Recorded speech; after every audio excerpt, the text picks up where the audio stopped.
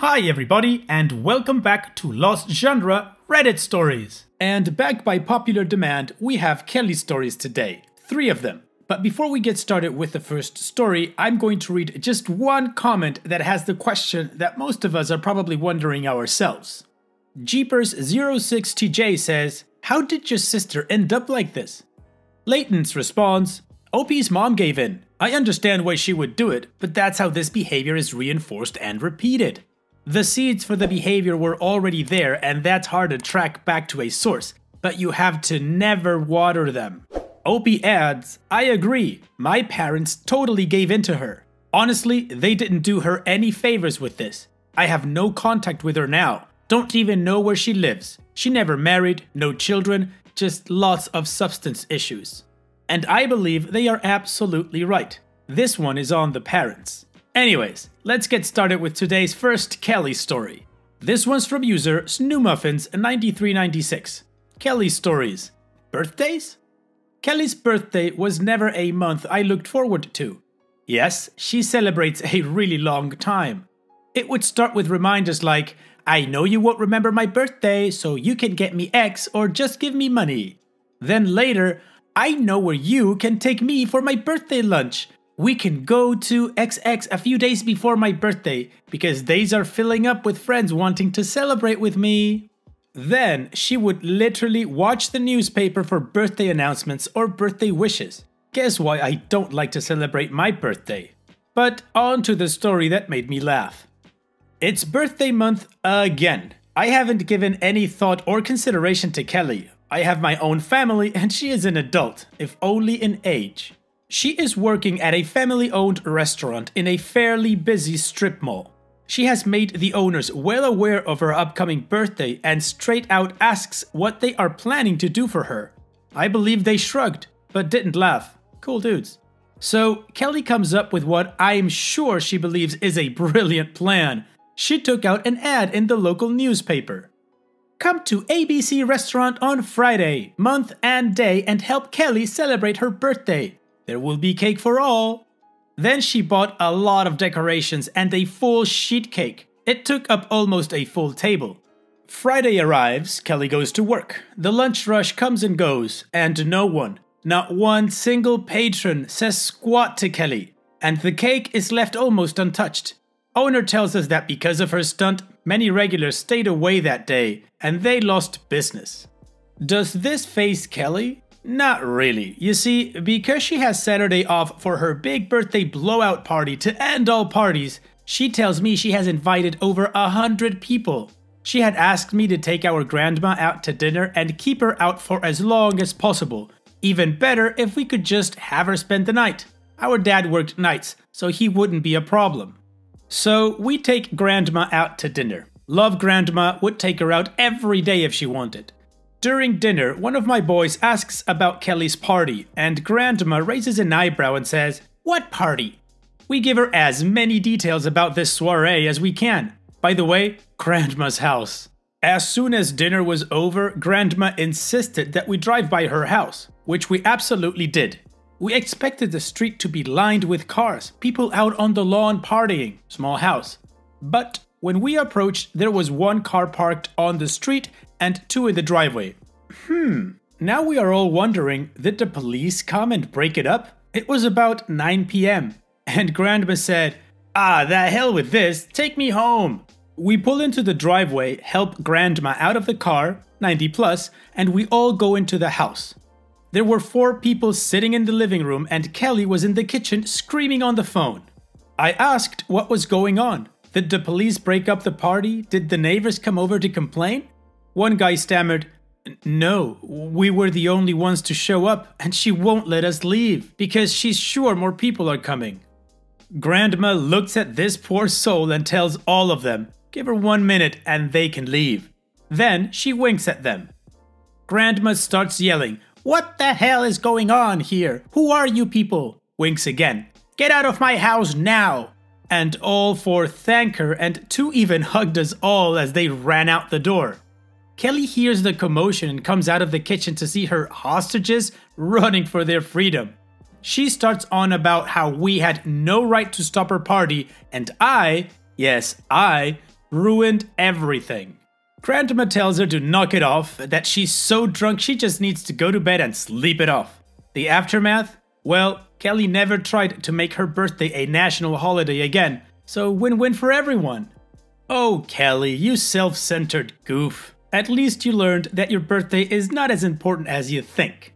Anyways, let's move on to the next Kelli story.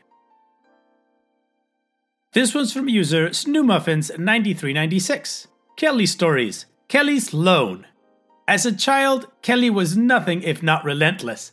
When Kelli was around 11, our mom borrowed $10 from Kelli.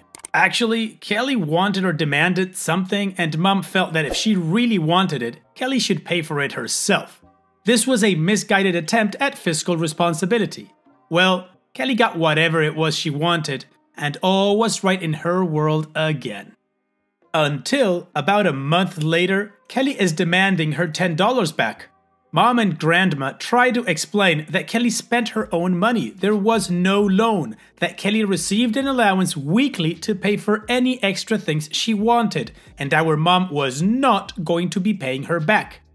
Kelli threw such a tantrum, I'm sure she could be heard blocks away. This didn't stop until Mom gave in and gave Kelli $10. Huge mistake.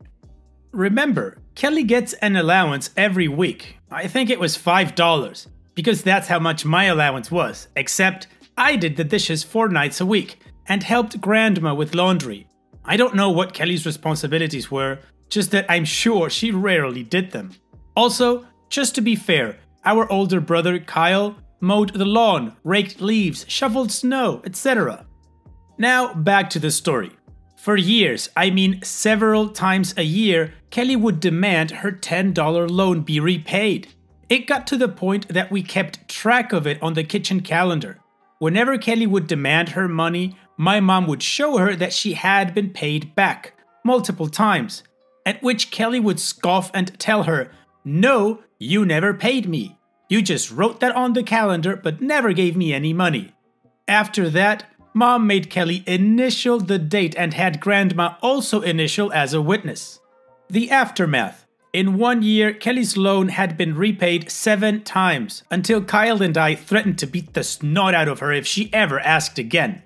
The last time that I knew she demanded her $10, Kelli was 15. She had been paid back over 15 times. Kelli, the loan shark? Wow, Opie, it sounds like your sister Kelli really knew how to handle your mom, and your mom did nothing about it. She would just fold and pay her money again. Like you responded in that initial comment that I read, your parents definitely did not do her any favors. In any case, let's move on to the final Kelli story of the day. This one's from SnooMuffins9396. Kelli stories, the hospital. In high school, I had 5 surgeries. I know, sounds excessive, but 3 were to correct some bones that never grew straight. No, not scoliosis. Kelli never came to visit me and would complain that it wasn't fair that I got to stay home, tutors sent from the school, and she had to go to school. She also said, "Katie is so lucky, she gets to go to the hospital and everyone pays attention to her." One surgery was scheduled right after Christmas, so I wouldn't miss too much school. And Kelli told our mom that I shouldn't get any gifts that year since I was getting to go to the hospital. Well, on to Kelli's stay at the hospital. Kelli played softball her senior year in high school. She played catcher. Now, she's not the biggest girl, not by a long shot, so I was surprised that was her position. But that was not for me to decide. Truly believe the only reason she joined the team was to get out of school early for games. Well, the team travels to another school for a game, about an hour and a half away, so we don't go to the game. Later that afternoon, the phone rings and Mom answers. It was the coach. Kelli was injured in the game. He assured our mom that they would be back as soon as they could and he would call back. Coach called and Mom went to the school to retrieve Kelli. She was carrying on like she was dying, but she was hurt, so Mom took her to the emergency room. Turns out Kelli broke her kneecap. Incredibly painful break, I've been told, and she needed surgery. So Kelli is admitted and the following day is prepped for surgery. They had to wire her patella back together. It broke like a cross in 4 pieces. She was the worst patient. didn't like the food, some of the meds made her vomit, there's nothing on TV, who is keeping her friends from visiting, stuff like that. Kelli spent 3 days in the hospital and came home in a huge splint from her hip to her toes, plus crutches. She was out of school for the next 2 weeks. She hated being home and not knowing what was going on at school, missing all the gossip, making prom and graduation plans, etc. Aftermath, Kelli told me she never realized what it really was like staying in the hospital. It's not like on television, and she never wants to go back. And there you go, today's Kelli stories. OP has given us a lot more stories, but I'm gonna read those in another video because I think 3 is enough before people start punching their screens, and I don't want to be held accountable for that. Now, what are the takeaways from today's video? To me, the first one would be, people who don't know you, do not give an F about your birthday. Second one would be, always keep track of the money you lend and pay back. And the last one is, hospital food sucks. No, but honestly, I think it would be careful with what you wish for because it might just come true. And the biggest takeaway for me as a parent is do your best to try not to raise your kids as an entitled Kelli. The way my wife and I go about this is teaching our kids about boundaries, teaching them accountability and responsibility for their actions, to clean up after themselves and, you know, all that kind of boring parenting stuff. But at the end of the day, that's just a parenting personal choice. What about you guys? Have you ever seen a kid that you just know is going to grow up to be a Kelli? Let me know in the comment section. And so we've reached the end of the video. I truly hope you liked it. If you did, leave a like. And don't forget to subscribe to reach our goal of 100,000 subscribers.